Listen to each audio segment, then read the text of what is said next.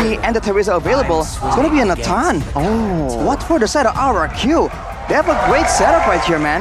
They have good frontline with the Edith. They can go for pickoffs with the Franco, and on the off chance that... These damagers of Rebellion Esports. Week number 2 will be open, but Kings of Kings taking on a rodeo. Gets the Blue Bulls, and Franco making an appearance with MPL skin. Here we go! Rex Regum Keon versus Rebellion Esports. Here we go. The battle of the Bulls and the Kingdom as they look to stage a rebellion. Now this time around we have seen that landing, but cut short to the junglers, trying to clear out their camps. And this time around the Franco will play a pivotal role in trying to pick off the players of Rebellion Esports, Arachi. Off the bat, Susujin seems to be clearing a lot faster, technically. It's Skylar, though, with the weakness finder. No Purify, by the way, so for Rebellion, there are a lot of ways to really engage right here. Penalty zone, the stun coming in from the Zazk and the Dominator's Descent, as well as the Slam Slam Pass, or even the Empowered Chain. There's so many ways that RRQ have to try and zone out from. Look at that hook, though. Whoa! Quicker hook connects. Ryota stuck in a very, very hard position, but he has the swords to run away. And Rebellion Esports, they still are able to survive. Didn't really convert to any kill, but that is definitely a statement from Edok. He is able to land those hooks. They're gonna be able to be more aggressive by this time, but the Emblem Sarashi, anything going on here? Tenacities on 3 members for the side of Rebellion, and 2 Brave Smites. They are looking all in for some kind of sustain to be able to outlast RRQ in the front to back. But against an Edith, right, it's not as simple as that. There's a chance that they're gonna survive, but Dyron can end up doing a lot more damage with a Primal Wrath if the fight really goes the distance. And later on, Matt is going to find it a lot more difficult to do damage compared to Skylar on the Natan due to that range difference. Look at Cars though, kind of go all in onto Dyron. Oh, so close. The slam, but it's all still good for Dyron because he has the tank aggressiveness as well as Rinse just constantly rotating to supplement him. So far, all still good for RRQ. Rebellion Esports yet to answer. This might be the moment where Rebellion Esports has the advantage.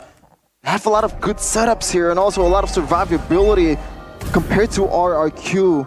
They really have to rely on the hooks. The first neutral objective battle between these 2 junglers, Sutsujin versus Ryota. Edok missing in the first hook. There's a chance that RRQ might be able to force Rebellion into making the first move right here because they have the engage advantage. Oh, Chatter goes on with the onwards, and there you go. ODCS evaporates in the hands of Sutsujin, first blood, and they can re-aggress to the turtle. However, that Iron Hook doesn't really connect towards Cars. They will try to take this turtle for themselves. The Frigid Glacier comes to Frozen into 1, and the spear comes in as well for Dyron to just run away.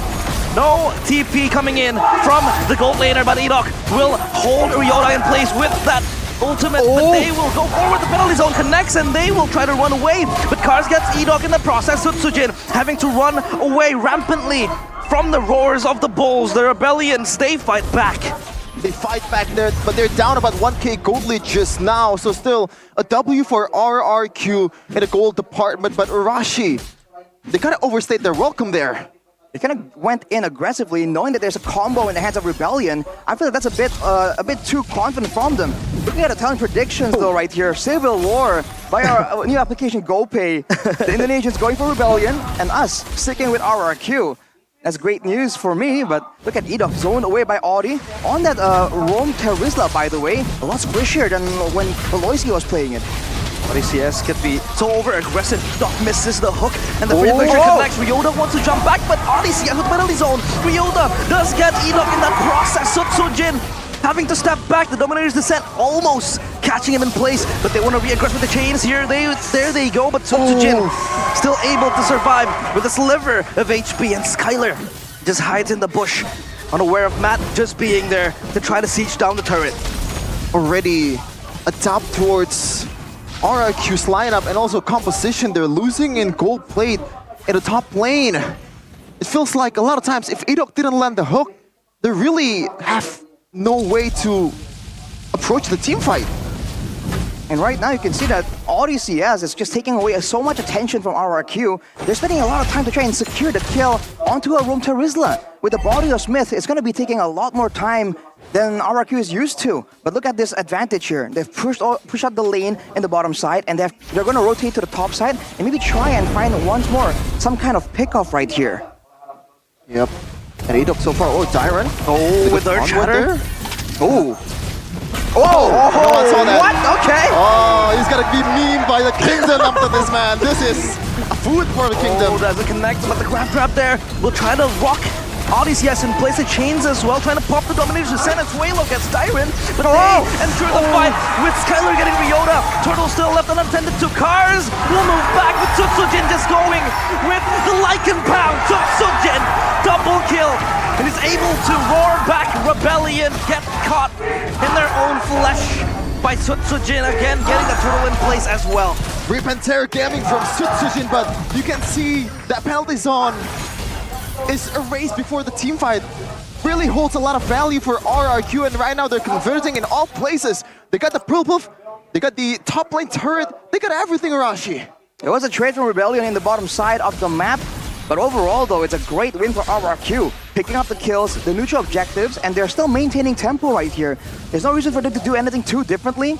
All they have to do is make sure they get the right engage, and they keep Rin safe. I feel like the big problem right here is the fact that for Rebellion, they're just confused on who to target, because if they go for Rins, he has that second chance at life due to the passive. If they don't deal with Skylar, though, even early on right here, he's really doing a decent amount of damage with the Starlium and the Feather of Heaven. That true damage really stacks up after a while. Interesting itemization here from Skylar. Actually chooses to go for a Magic Shoes for a Natan. And now things are looking a bit more quiet in the mid-game. RRQ holds 2.3k gold lead, and look at the Bushes, Arashi. They're really owning it with Tyrant and also Edok being the frontliner, being the one to check the vicinity for RRQ. Ooh, the block with the Nightmare spawn right there. Look at Matt. Oh, woo! Almost. That's the damage, man. Skylar, with the cooldown boots, he can spam those spells out, and that's a lot of true damage before you can even realize. With that moment right there, Rebellion will have to play a lot more careful, and they're definitely calling out, Matt, watch out, bro. Blink and you'll be gone. This gets scary as well for Rebellion, because Skylar, you would always expect Natan to be that late game monster to just bank on him as the game progresses, but now he progresses pretty well with his items already down with 2 kills as well. You know, the Starlium's Kite and that Feather as well, so yeah, for Rebellion Esports, they have to address this Natan sooner or later. Oh, a good hook towards the players of Rebellion Esports, but there goes the penalty zone, not enough to try the free win for RRQ. Tsutsujin having to find that front line with the Lycan Pound. The spear misses from Matt, and he has to progress towards the top lane, but this time around wins. There you go, the please! Edok! The hook lands downtown, and Tsutsujin will finish off the flesh and the feast by the kingdoms. Oh my goodness, the fortress is looking strong, Arashi. A lot of times, Edok just, that would have brought the house down with RRQ fans in MPL Arena. And they're rolling right now, man. It is fishing season in the Land of Dawn. And look at Audi, powers to do anything.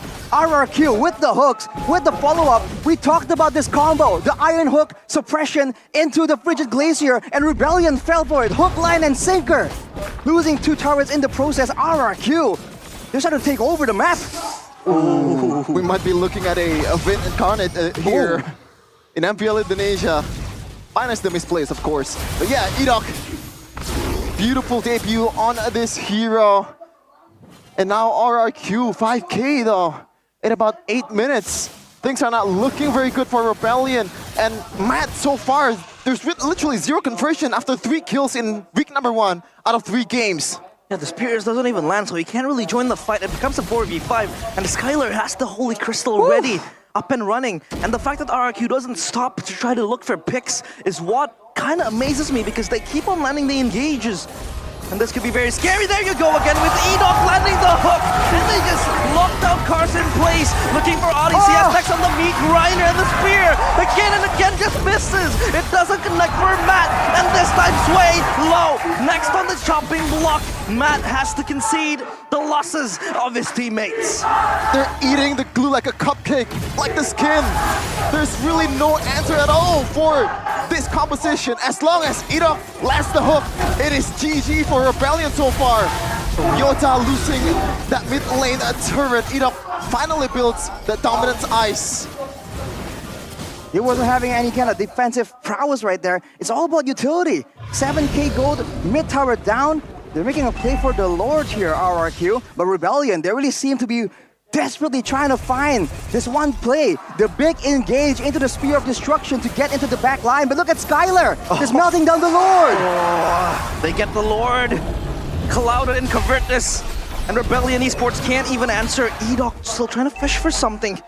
Cars can't even frontline. This front to back is not working for Rebellion Esports. At this point, there's really no answer unless you want, like, waiting for RRQ's mistake, because the frontliners are not frontlining at all. Even when RDCS uses the penalty zone and gets 5 members in the skirmish in the mid lane, it really didn't matter because RRQ, they're already up against Rebellion 9k gold lead. This could be the final siege for RRQ to end this game right here, right now. But of course, you have so much wave clear with Matt just trying to spear down the minions, the Lords. All gone. So RRQ, they still have to halt their progresses towards the base of Rebellion. But Skylar wants away! My goodness me! The Crown Prince says sit down as he knights down Sway low. And this could open up an opening for RRQ to march into the crystal. Rebellion Esports, they have to hold their dear life as they siege up top, down, bottom as well. And RRQ might look for the end. Skylar again popping the entropy aggressively. Oh my god! So low as he has to pop the split, and he will try to run away. Oh, talk about knowing your limits. Skylar answering your question, realize, can he play in this assassin meta? You have to be very careful, but no. The answer is you jump straight up to the front line and deal damage yourself. 1v5. Woo! Oh boy, what is that damage, my guy, from RRQ right now? You blink and you literally miss it. Sway low, deleted. We're concerned about Skylar matching up against assassins, but he is the assassin now. He is the danger. As Rita picks up the Divine Glaive right here, Rebellion, they certainly have damage, but look at RRQ. They're just so calculated. They're opening every single bush and they're making sure that Rebellion have no way to get out. And they're just playing it. They're not forcing any crazy fights. They're waiting for the next Lord. They have no need to do anything too crazy because they are the ones in control. Really, there's no zero pick-off threat from Rebellion. Like, how do you even get someone in this phase? You're just getting caged by the Kingdom at this point. Look at the items, Harashi. Look at the gold leads from each of every member. At the very least, it's 1.2k in mid lane. I mean, even in the roaming position, more gold difference compared to the mid laner. What is going on, man? The 3-item power spike and the rose gold meteor is available for Matt, so he has some kind of survivability, but considering how far ahead Skylar is, I don't think that's gonna make a difference, man. That rose gold is gonna get popped with one basic attack, and this is the problem here. When both teams are just waiting around, Rebellion are just waiting for that big moment, that big iron hook or for Rin to just poke them down. Whereas for RRQ, they have no need to risk anything. They know that if Rebellion wants to try and get a pick-off or something, they're gonna be forced to go and commit all in with one of their frontliners, the Blue or the Terizla. Look at Edok tries to zone away. The Lord is taken though! Oh, Rebellion Esports looking to stage that conceal play. And now, of course, they lose that Lord with such ease. And RRQ, it feels like they're not breaking a single sweat. Really though, after that 3 kills that Rebellion gets, like there's really zero at all in the mid to late game. They're really banking on the fact that RRQ might make a mistake, but when you're playing from so far away, you're playing behind the arc with Edok just hooking everyone all over the place. The safety net is huge for RRQ.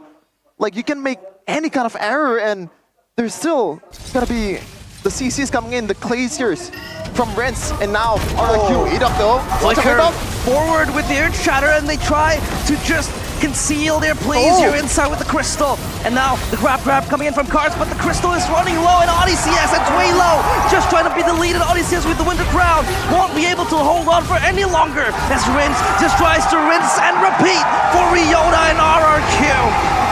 Spotless, flawless, perfect first game. Absolute dominance from the Kingdom. Feels like the Bulls is hunted all over the place. No doubt. shot at all from RRQ, and they ran through the balls with ease.